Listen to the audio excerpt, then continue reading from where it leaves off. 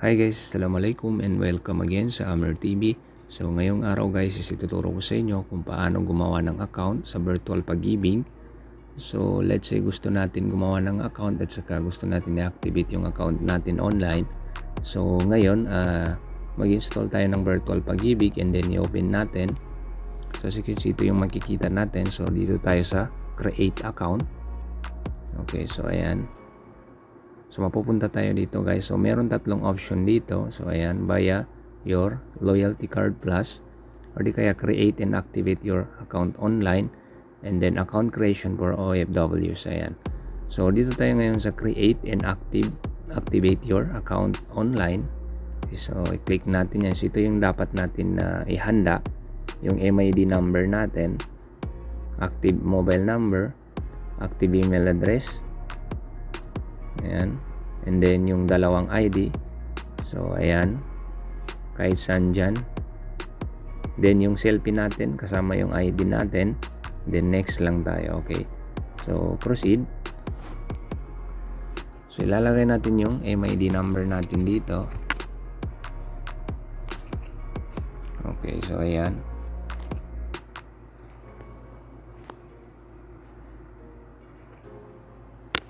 So, ayan, be sure na tama yung mailagay natin.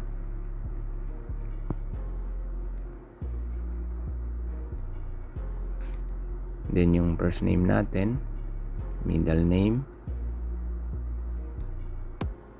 Then yung birthday natin, guys. Okay, so ayan. So, be sure na lahat ng nilagay natin is tama. Then yung active mobile number natin.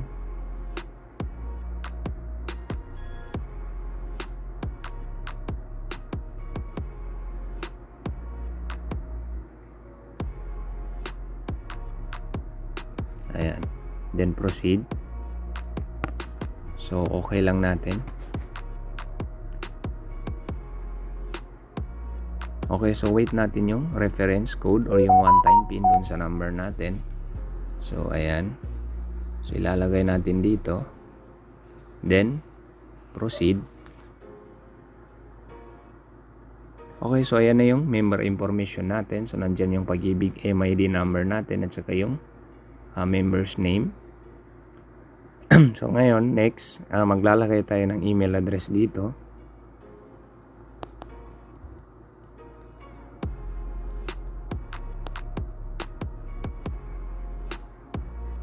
Ayan.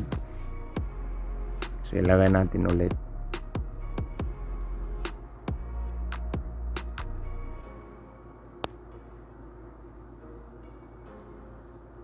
Ayan.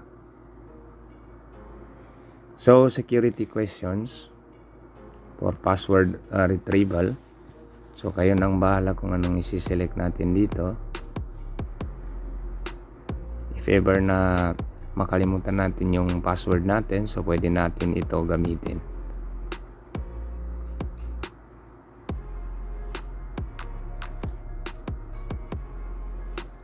Ayan.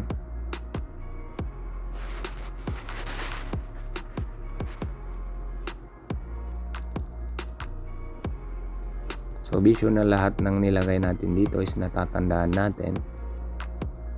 Ayan. So, place of birth, if born outside the country, so select lang natin yan. So, ayan.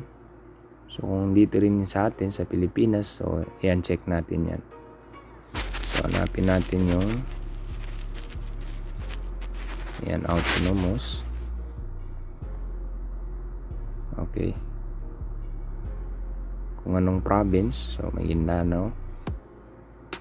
Then municipality, siya rin pasok. Ayan. So yung mother's name at birth.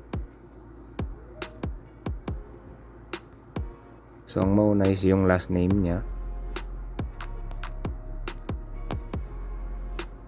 Ayan. Then upload valid photo or photo of valid ID. So let's say yung passport natin, so dapat 3 MB lang siya. Dapat hindi lalagpas ng 3 MB yung file size, guys, kasi hindi natin siya ma-upload pag lumagpas siya ng 3 MB. So ayan. So mag-upload tayo ng ating ID. So, let's say yung passport natin. Okay, so ayan. Uploading na. Okay, so next yung selfie natin kasama yung ID natin. So, ayan.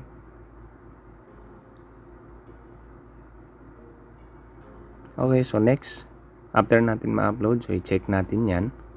Then, submit natin.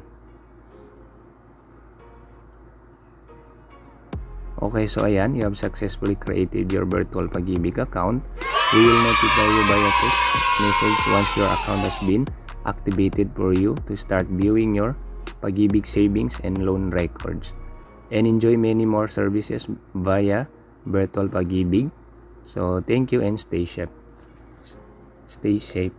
Okay? So, ayan. As you can see, successful na yung paggawa ng account natin sa virtual Pag-ibig account. So, maghintay na lang tayo ng notification galing sa kanila na activated na yung account natin. Okay? So, pag activated na, so pwede na natin ma-open yung account natin dun sa virtual Pag-ibig application. Okay? So, isi-send din nila yung ating account information or account details. Okay? So, ganun lang kasimple guys.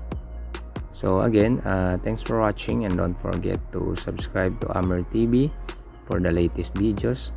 Shukran and wassalam.